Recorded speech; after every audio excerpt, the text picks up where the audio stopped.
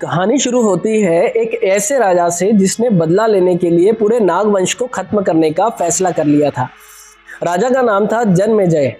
कहा जाता है कि उनके पिता राजा परीक्षित की मृत्यु तक्षक नाग के कारण हुई थी।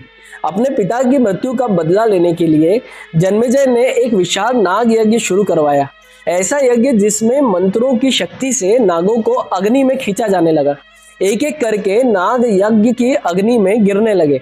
कहा जाता है कि उस समय पूरा नागवंश संकट में आ गया था और तभी एक ऋषि सामने आए, ऋषि आस्तिक। आस्तिक ने राजा जन्मेजय से यज्ञ रोकने का वरदान मांगा। राजा वचन दे चुके थे और आखिरकार आस्तिक के कहने पर वह यज्ञ रोक दिया गया। इस तरह नागों का पूरा विनाश रुक गया। इसी कथा से जुड़ी मान्यताओं के कारण भारत की कई परंपराओं में नागों के सम्मान और नाग पूजा को विशेष महत्व मिला और इसी परंपरा का एक महत्वपूर्ण पर्व है नाग पंचमी।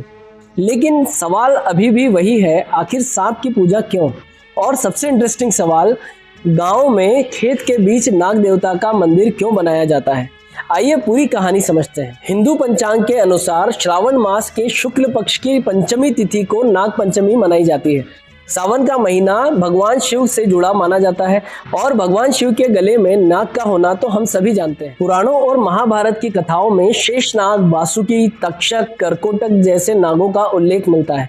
शेषनाग को भगवान विष्णु से जोड़ा गया है, वासुकी को भगवान शिव और समुद्र मंथन की कथा से जोड़ा जाता है और तक्षक का उल्लेख राजा परीक्षित और जन्मेजय की कथा से मिलता है। अगर आपने गांव में देखा होगा तो कई जगह खेत के किनारे, खेत के बीच या गांव की सीमा के पास नाग देवता का छोटा मंदिर या स्थान बना होता है। सवाल है, आखिर मंदिर खेत में ही क्यों? इसके पीछे धार्मिक मान्यता भी है और प्रैक्टिकल कारण भी। पहला कारण, भूमि और नाग का संबंध।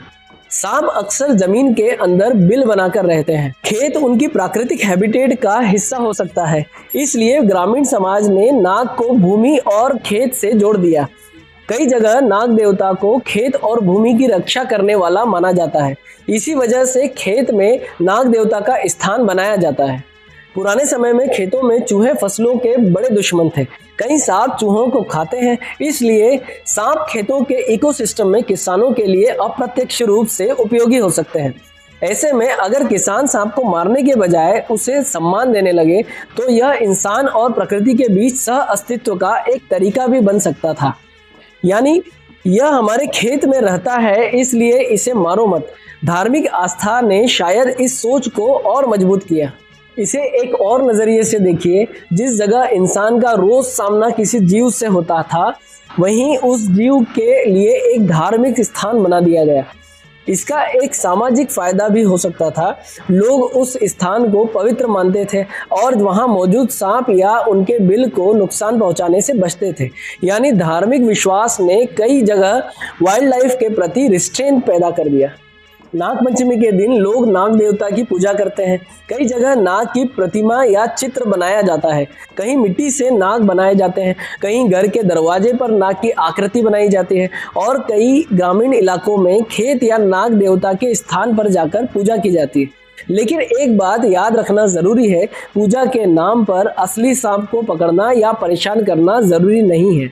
नाग पंचमी के साथ एक लोकप्रिय परंपरा है सांप को दूध पिलाना, लेकिन वैज्ञानिक रूप से सांप दूध पीने वाला जीव नहीं है, इसलिए असली सांप को दूध पिलाने की कोशिश उसके लिए नुकसानदायक हो सकती है। नाग पंचमी पर आप नाग देवता की पूजा कर सकते हैं, लेकिन जीवित सांप को पकड़कर उसे परेशान करने की जरूरत नहीं।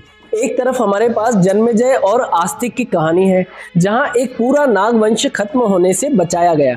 दूसरी तरफ गांवों में खेतों के बीच नाग देवता के स्थान है, जहां इंसान ने प्रकृति के एक जीव को सम्मान दिया।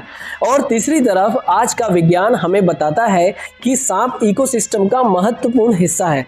इसलिए शायद नाग पंचमी को सिर्फ पूजा का दिन समझने के बजाय प्रकृति के साथ सह अस्तित्व का संदेश भी समझा जा सकता है।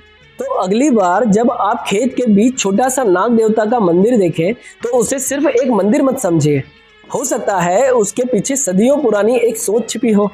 जिस जीव के साथ हम इस धरती को साझा करते हैं उसे खत्म नहीं, सम्मान देना है। क्योंकि हमारी संस्कृति की खूबसूरती सिर्फ इस बात में नहीं है कि उसने भगवान की पूजा करना सिखाया, बल्कि कई जगह उसने हमें यह भी सिखाया प्रकृति के दूसरे जीवों के साथ जीना। यही नागपंचमी का एक खूबसूरत संदेश हो सकता है। नाग देवता को प्रणाम, प्रकृति को नमन। जय हिंद।